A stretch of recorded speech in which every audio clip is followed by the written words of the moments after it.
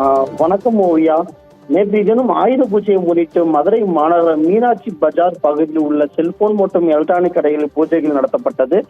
இந்நிலையில் பஜாரை அமைந்துள்ள 184 எண் கொண்ட செல்போன் விற்பனை கடையில் ஆயுத பூஜை முடிந்து விளக்கை அணைக்காமல் சென்றுள்ளனர்.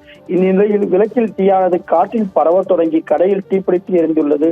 பின்னர் தீயானது செல்போன் மற்றும் எலக்ட்ரானிக் பொருட்களில் பரவி வெடிக்க தொடங்கிய நிலையில் தீ என்பது மலமளவென்ற தீப்பற்றி எரிந்து அருகிலுள்ள கடைகளுக்கும் பரவும் வண்ணம் இருந்துள்ளது ஓவியா.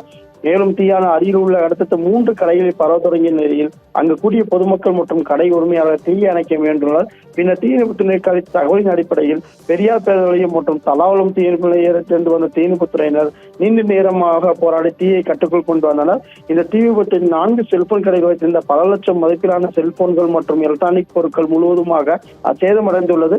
இதுகுறித்து திடீர்நகர் காவல்துறை வழக்குப்பதிவு விசாரணை நடத்தி வருகின்றனர். மதுரையில் ஆயுத பூஜை கொண்டாடிவிட்டு விலைக்கு அணைக்க சென்றால் ஏற்பட்ட தீ விபத்தில் பல லட்சம் ரூபாய் மதிப்பான எலக்ட்ரானிக் பொருட்கள் வீணாகி பரபரப்பை ஏற்படுத்தியுள்ளது ஓவியா.